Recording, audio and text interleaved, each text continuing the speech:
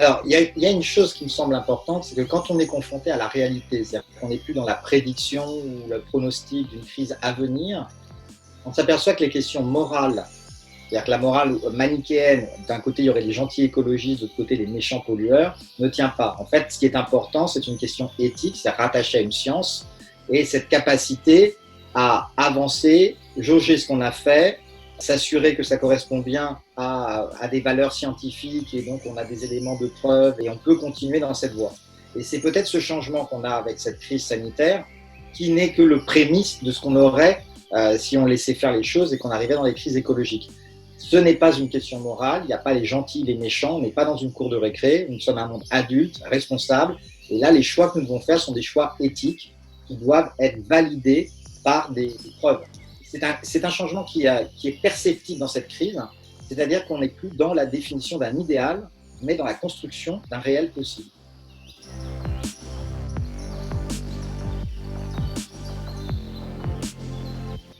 Ce que nous devons retirer, d'abord, c'est qu'une crise s'affronte par la solidarité.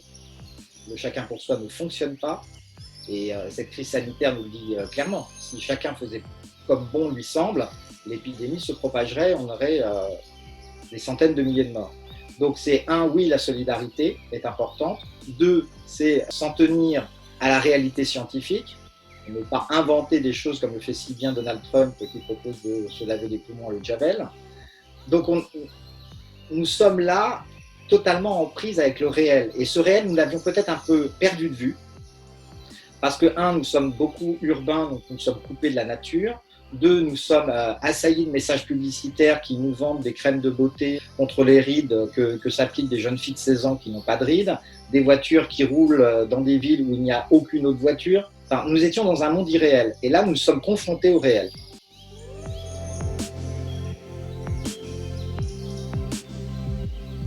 Je ne suis pas prophète. Ce que je vois, c'est qu'il y a une envie, une soif de solidarité. Il y a aussi des freins qui existent, c'est-à-dire que, en particulier des gens qui détenaient le pouvoir et qui avaient une sécurité, une domination, ont tout intérêt à revenir à une situation qui leur servait. Donc il va y avoir une réelle confrontation sur un choix de société, voire même sur un choix de civilisation. C'est pas tant un choix de société, d'ailleurs, c'est même un choix de civilisation, puisqu'on sait que quand on regarde des rapports sur les questions de biodiversité, de climat, d'accès à l'eau potable, choses comme ça, que nous avons des crises bien pires qui arrivent. Une chose qui est totalement surprenante, c'est aujourd'hui, on nous parle dans les journaux télévisés uniquement du Covid, ad nauseam, alors que là, en ce moment, la Pologne vit sa plus grande sécheresse. Après 4 années de stress hydrique, elle vit une sécheresse catastrophique qui met en péril les récoltes. C'est-à-dire que, alors qu'on est en train de parler d'une épidémie, au même moment, il y a des facteurs qui sont en train de se mettre en place et qui pourraient être des risques de famine. Et si je mets, alors, ça nous a choqué le lien Europe-épidémie, parce que c'était quelque chose qui semblait relever du Moyen-Âge, voire la dernière épidémie de peste en Europe, c'était 1720. Et là, moi, je suis en train de vous parler de quelque chose qui est en train de se mettre en place, qui est Europe-famine. Et ça nous semble totalement incompréhensible, parce que la dernière famine en France, c'était 1710.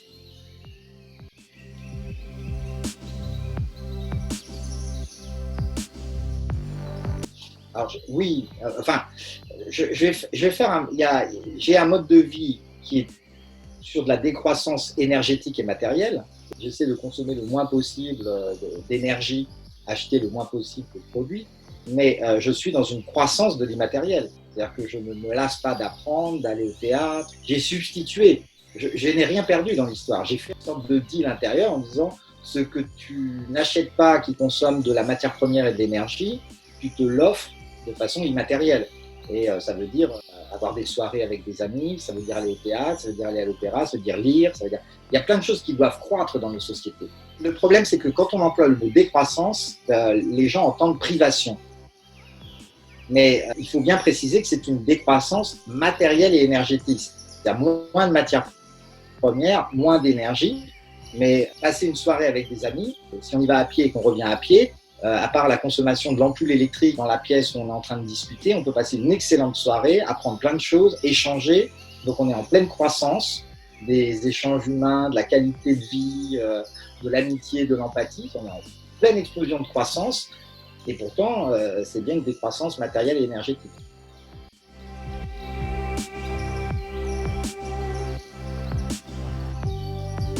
Amour. Oui, cette situation, elle a ramené à cette question essentielle de l'amour. Alors, il y a ceux qui se retrouvent à vivre ensemble et qui s'aperçoivent en fait qu'ils ne s'aiment pas. Il y a ceux qui se retrouvent à vivre ensemble et qui s'aiment plus, passer beaucoup plus de temps avec ses enfants et donc se dire que cette relation-là, elle doit être plus profonde, plus forte. Quand on parle d'amour au sens large du terme, c'est-à-dire cette envie de solidarité, cette envie d'empathie, c'est bien ça qui ressort. C'est-à-dire que quand nous sommes dans une situation de tension et de crise, la première chose dont nous avons besoin, c'est de l'amour.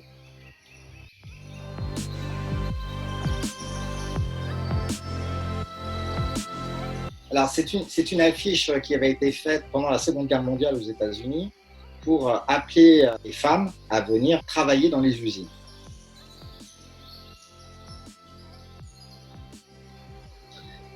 Pourquoi j'ai choisi cette affiche? Parce que nous, en France, on a un président qui nous a dit nous sommes en guerre, et ce que je constate, c'est que les soldats qui sont au front, ce sont les femmes.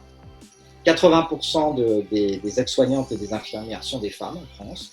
On est à 60% des femmes médecins de moins de 30 ans, et si on prend l'ensemble du corps médical, c'est 44%.